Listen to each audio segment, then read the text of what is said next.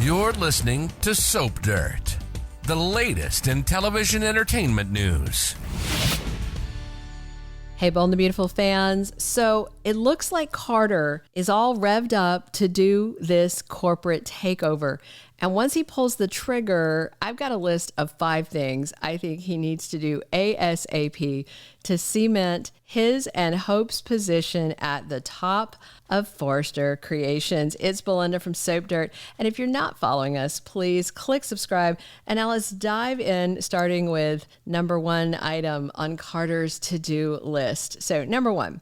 Just as Carter promised Hope that he would only take control of Forrester Creations if she's by his side, she turned around and promised Carter that that's right where she would be because she has his back. And she said, you know, Carter, you have my back, I have yours. So it sure looks like they are going to set themselves up as the new reigning king and queen of Forrester Creations, otherwise known as the new co-CEOs of the business. I think he is going to promote them as the very first thing on his list. Tuesday's B&B spoilers indicate that Carter isn't quite sure this is the right thing to do, but Hope keeps pressing him about how he needs to be the one in control. He's the only one that can save the company, you know, from its owners, from the people who founded it, right? And then we're going to see Carter giving Ridge one last chance to see things his way, but Steffy, again, you know, is digging in her heels, uses the B word, and infuriates him. So it definitely looks like it's game on for this twisted takeover plot. Can you imagine the look on Ridge and Steffy's faces if they find out they're being replaced by Hope and Carter? I mean, all right, number 2. Given all the talk between Hope and Carter about how Steffy is so anti-Logan and how she's trying to restart this Logan versus Forrester feud. And I mean, you know, there's some merit into what they're saying about that. But I tend to think that the next thing on his to-do list, right after putting them in charge, is to try and correct what both Carter and Hope sees are blatant wrongs done to the underdogs that they think deserve all the credit for Forrester Creations' success. And again, these are people that don't own the company.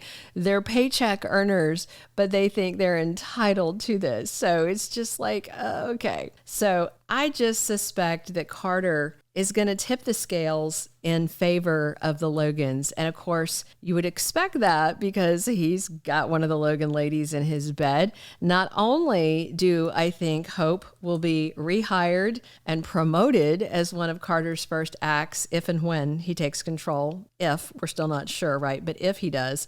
But I think he'd also promote Brooke Logan, maybe putting her in his old role as COO to just kind of cement Walton and 2 Logans at the top. He might even promote Katie Logan while he's at it, make her part of the senior management team.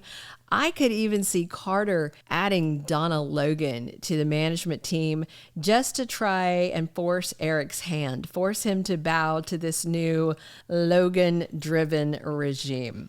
All right.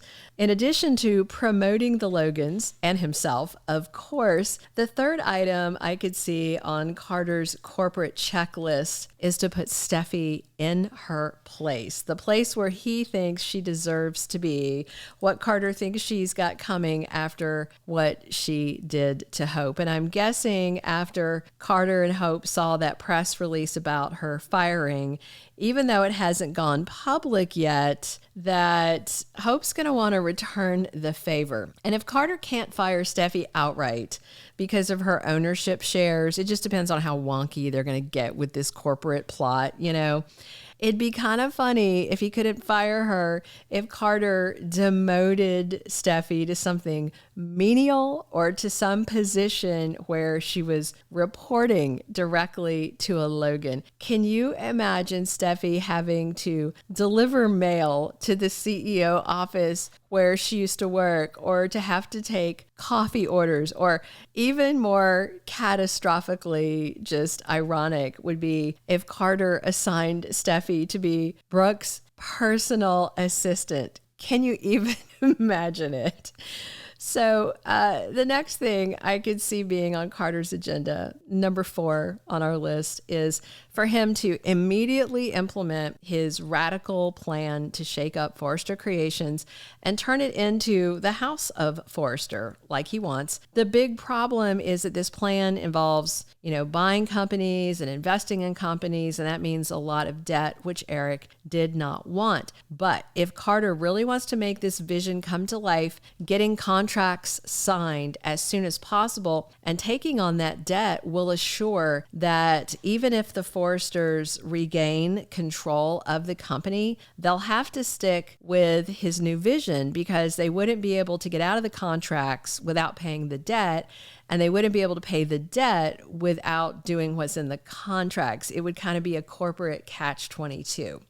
So I think that would be interesting if he pulled that trigger and basically trapped it so no matter what happened, it would go his way and they would need him to manage that going forward because it is his vision. All right, the 5th and final thing on Carter's post-takeover to-do list, I think, would be to enlist some soldiers in his and Hope's army. She already called it a revolution, and to make it stick, when you have a revolution, you need to get the troops on board. And already some of the models may be sympathetic since they watched Steffy and Ridge march Hope to the elevators in that walk of shame after she was fired. And Will Spencer might get Electra Forrester to see it from their side. Ivy might join them. Heaven knows she does not like Steffy. And if you recall, Steffy turned down their jewelry line, so Ivy might be another Forrester with them. And although he is a Forrester as well, I think that Zende might join the revolution if it means he gets to go back to designing for Hope for the Future. And, we can suspect, since we haven't seen RJ lately, that he won't come into this, and we can only hope that we will continue to not say RJ. So I'm not going to say it again the third time, Beetlejuice shows up. But if Carter and Hope take over and then convince the other employees at Forrester Creations that their benevolent leadership is better than the Forresters, it could make it a lot harder for Steffy and Ridge to get back into power. The one wild card in all this could be Eric. I mean, obviously, Steffy would be outraged and will try to fire Carter, but as manager of the LLC, I think that they would have to do some sort of legal action to oust him. And I can't see Ridge getting on board with this takeover either, but Eric Forrester has always been a sucker for the Logans. I mean, he's married 2 of them, and don't forget Brooke and Eric share 2 children, Rick and Bridget. So that could help swing him over in the direction of the Logan takeover. Plus, Eric has been trying to push back against Hope's firing, and he's a little frustrated with Steffy right now. And, definitely Zende, Ivy, and Electra, I think, would be Forresters that would flip, and Eric might actually follow them. This could turn out to be a house divided and a real mess. I think this could be really exciting and an interesting twist on Bold and the Beautiful, but as I've said, I really hope Brad Bell isn't getting us all excited for a big war that turns into much ado about nothing before it gets off the ground. Bell is kind of the king of disappointment. You buy the biggest firecracker in the place, you light the fuse, and it builds up, and then it kind of goes wah, wah, wah, and then it doesn't give you that satisfactory explosion.